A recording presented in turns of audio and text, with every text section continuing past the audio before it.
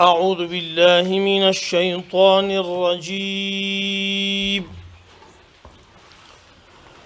بسم الله الرحمن الرحيم.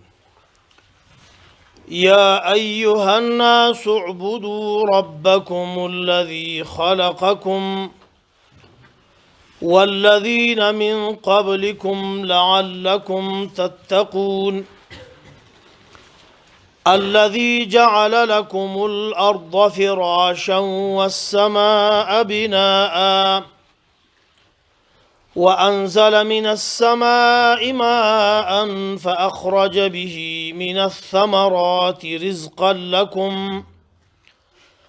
فلا تجعلوا لله أندادا وأنتم تعلمون. يا أيها الناس اعبدوا ربكم الذي خلقكم والذين من قبلكم لعلكم تتقون.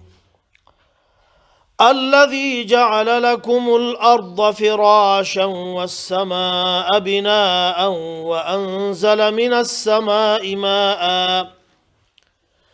فأخرج به من الثمرات رزقا لكم فلا تجعلوا لله أندادا وأنتم تعلمون. زمون درس د سورة بقرة په 21 او 22 نمبر آیاتونو کې جریان لري. د دې آیاتونو تحت لفظي ترجمه ده: یا ایها الناس، اے خلقو، اعبدوا ربکم، بندگی وکي تاسو یوازې د خپل پروردگار. الذي هغه رب، هغه پالون کې، خلقکم چې تاسو پیدا کړی استئ، والذین او هغه کسان پیدا کړی دي، من قبلکم چې مخکې د تاسو ستاسو پلاران د آدم علیه السلام نه نیولي د ستاسو نه مخکې پورې. ولې د یو رب بندګي وکړئ؟ لعلکم تتقون، دې دپاره چې تاسو د الله نه ویریږئ، ستاسو په زړه کې حقیقي تقوا پیدا شي. د کوم رب بندګي وکړئ؟ الذي جعل لكم الارض فراشا، هغه ذات جعل لكم الارض چې ګرځولې د ځمکه، فراشا هموارا، یعنی د ژوند لپاره برابره، والسماء بناء، او درولې د اسمان، بناء د چپشان، وانزل او نازل کړي دي، راورولې دي، من السماء د بارنا، ماء اوبه، بارانونه، فاخرج به، پس راوباسي د دې اوبو په واسطې سره د ځمکې نه، من الثمرات، قسمه قسم میوي، رزقا لکم چې دا ستاسو لپاره رزق دی. پس تاسو څه کوئ؟ د الله شکر ادا کوئ. فلا تجعلوا لله، تاسو مه ګرځوئ د الله سره اندادن شریکان، مقابل، مثل په بندګۍ کې. وانتم تعلمون، او تاسو خو په دې باندې پوهیږئ چې دا د الله سره برابر نه دی او برابر دی نشي ده. یا ایها الناس، اے خلقو، اعبدوا ربکم، بندگی وکئ یوازې د یو رب، د یو پالون کی. الذي هغه رب، خلقکم چې تاسو پیدا کړی، والذین او هغه کسان پیدا کړی دي، من قبلکم چې مخکې د تاسو نه، کوم چې تاسو نه مخکې تیر شوي دي، اوس مړ شوي، هغه هم الله پیدا کړي. ولې د یو رب بندګي کوي؟ لعلکم تتقون،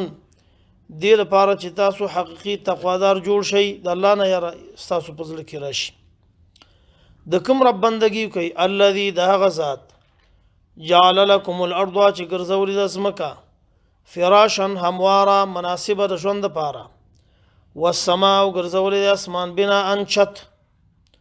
وانزل او راورولی دي، نازلی کړي دي، من السماء د بارنا، ماء اوبه،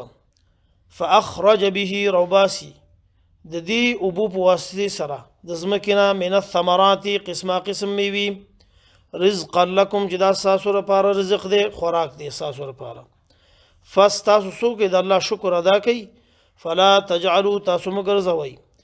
لله یوازې د الله سره اندادن شریکان د الله سره شریک مقابل مه ګرځوئ په بندګۍ کې وانتم تعلمون تاسو په دې باندې ښه پوهیږئ چې دا د الله حق دی او دا د الله سره نشي برابر دی نور شی نه د الله سره په بندګۍ کې زمونږ په دې درس کې نن مهم جزئیات چې دي دغه دي د اول ځل دپاره زمونږ په دې درس کې یا ایها الناس لفظ راغی په دې آیات کې الله رب العزت دا یا ایها الناس اعبدوا ربکم الذي خلقکم تر دې اخره پورې چې کوم درس ولستل شو په دې کې د قران کریم د نازلېدو مقصد ښیي چې قران کریم نازلېدل هدف او مقصد څه دی مخکې د قران کریم د نازلېدو نم خلق د سینو چې بندګي نه کوله بندګي کوله چا د لات کوله چا د عزا کوله چا د نور بوتانو کوله چا د انبیاو کوله چا د اولیاو کوله خو د یو رب بندګي چا نه کوله چې دا پریدي او یوازې د یو رب بندګي وکړي د قران کریم د نزول اصلي مقصد هم دا دی چې د ټولو معبودانو بندګي سره پریدي او یوازې د یو رب بندګي وکړي نو په دې کې الله ټول انسانیت ته د یوازې بندګۍ اعلان کوي چې تاسو په دې باندې مکلف استئ یوازې بندګي څه ته ویل کیږي وهو اخلاص العبادة لله چې انسانان یوازې او یوازې د الله بندګي وکړي او دا ورته خاص کړي او دغه مسله په پنځو دلایل سره الله پیش کړله دلایل عقلیه سره چې نور څوک چې د نور خلکو بندګي کوي کوم خلک ما سوا د الله نه هغه هیڅ شي نشي کولی یو دا چې د الله بندګي زکو کوي چې الله پیدا کون کې دی نور خلک پیدا کول نشي کولی دویم الله غزاد دی چې زمکه احساسو لپاره پیدا کړی دا برابر کړی دا د معیشت لپاره دا نور څوک نشي کولی معبود کې باید بالادستی قوتي قديري قوت پکې غلبه پکې او هغه کې دا نشه خپل خاورو کې پراته دي بل دا چې ځکه د رب بندګي کوي تاسو او دا د بندګۍ مستحق دی چې د اسمان پیدا کړی دی او درولې دی د کې تاسو لپاره فائدې دي بل دا چې د اسمان نه اوبر اورولې دي د تاسو ژوند لپاره یو لوی سبب دی دا د تاسو بقا لپاره بل دلیل دا دی چې الله د دې اوبو په واسطې سره ټول غلي دانی میوي څه چې تاسو ضرورتونه دي دا پوره کیږي دا الله کوي نو څوک چې دومره کارونه کوي دا د بندګۍ مستحق دی دا د دې امر باید ومنل شي انسانانو کې هم داسې ګوره څوک چې یو څوک کار کوي یعنی ما تحت الاسباب په نسبت د لاندې ښکته خلکو هغه شی بالادستی په معبود کې باید دا صفات موجودي انسانانو کې هم دا فطرت دی چې څوک قوت کې داغم اطاعت کوي ما تحت الاسباب کوم چې دنیوي معاملې دي نو معبود باید هغه څوک وي چې هغه کې طاقت وي او دا طاقت یوازې په الله کې دی قرآن کریم کې دغه لفظ د یا ایها الناس دغه خطاب تقریبا اتلس کرته الله کړی په دې ټول قرآن کریم کې یا ایها الناس یا ایها الناس یا ایها الناس دا په عربي قاعده کې دا چې اسم جنس دی دا خبره په دې کې چې یو مشکل دی او دا شامل دی نارینه او زنانه ته یعنی د دې یا ایها الناس نه ام نارینه مراد دي ام زنانه مراد دي او دا د یا ایها الناس چې قرآن کریم کړی دا چې دا د الله اواز دی د الله کلام دی دا دلیل دی په دې خبره باندې چې د محمد صلی الله علیه وسلم رسالت او د قرآن کریم دعوت چې دا عام دی دا عام دی دا یو قوم ته نه دی یو قوم پورې مخصوص نه دی دا او ټول انسانان چې څومره مخکې په نور دینونو کې د دې آیات په بنا باندې د هغوی هغه دینونه چې منسوخ شوي دي او د دې په اطاعت باندې چې مکلف دي دا لکه د نور انبیاو څومره چې انبیا او چغې والي د الله د بندګۍ هغه هم دا ویل چې اعبدوا ربکم اعبدوا ربکم، خو هغه خپل قوم ته خبره کړي ځکه هغه د هغه رسالت چې عام نو تر قیامت پورې او ټول انسانانو تم نو هر یو زی لپاره خپل نبی لکه د نوح علیه السلام په باره کې راځي یا قوم اعبدوا الله، خپل قوم ته آواز کوي. دارنګه د هود علیه السلام په باره کې راځي چې هغه خپل قوم ته آواز کړی دی سوره اعراف کې وغیره وغیره نور انبیا. لیکن زمون دین چې کوم کتاب دی هغه ټول انسانیت ته اعلان کوي او د دې نه دا څه معلومیږي چې د دې په اتباع باندې ټول قومونه کاغه يهود دي کاغه نصارا دي مسیحیان دي ټول هغه باید پریدي او دې کې داخل شي او بغیر د دې نه د دې بندګیم نه صحیح کیږي. بل لفظ دلته د اعبدوا ربکم راغلی دی، دا مهم لفظ دی چې دا ټول دغه پاندې باندې بنا د عبارت. الله قرآن کریم کې په خپل یوازې بندګۍ باندې ډېر تاکید هم فرمایلی او دای تقریبا 9 کرته ذکر کړی چې ګوره زما یوازې بندګۍ کوي، بندګۍ نه چې زما وکړي یوازې زما وکړي. لکه مخکې مرتبه ویلي خل وسم شته د الله بندګۍ کوي د نور خلق هم کوي چغې وایي دا مختلفې بندګۍ دي د انواع دي ان شاء الله خپل ذکر به دارش او دغه ټول انواع د عبارت ته شامل دي کاغه بدني کاغه مالی دي ټول د شامل او دا د الله حق دی چې انسانان یوازې د الله بندګي کوي د نور بندګي ورکي. امر په تحلیل او تحریم کې چې دا شی حلال دی دا حرام دی کاغه په خوراکونو کې کاغه په سیاست کې کاغه په لباس کې دا به د الله منی ده چې دا حلال دی او دا حرام دی او دا د الله حق دی. مونږ ته رسول الله صلی الله علیه وسلم هم دا خی چې بندګي یوازې د الله حق دی. معاذ ابن جبل رضی الله عنه فرمایي چې زه د محمد رسول الله صلی الله علیه وسلم سره په سورلۍ باندې شاته ناستو مدسي ما زه محمد صلی الله علیه وسلم په یو سورلۍ باندې ناستو او روانو. ما ته رسول الله صلی الله علیه وسلم چې یا معاذ آیا ته په دې خبره باندې پوهېږې چې د الله حق په بندګانو څه دی، د الله حق او د بندګانو حق په الله باندې څه دی؟ وای ما ویل چې الله او د الله رسول په دې باندې ښه پوهېږي. وای ما ته رسول الله صلی الله علیه وسلم ویل چې حق الله علی العباد د الله حق په بندګانو باندې دا دی ان يعبدوه ولا يشركوا به شيئا چې یوازې د الله بندګي وکړي دغه سره ذره بره شریک هم څوک پیدا نه کړي په بندګۍ کې دا د الله حق دی. او حق العباد علی الله دا دی چې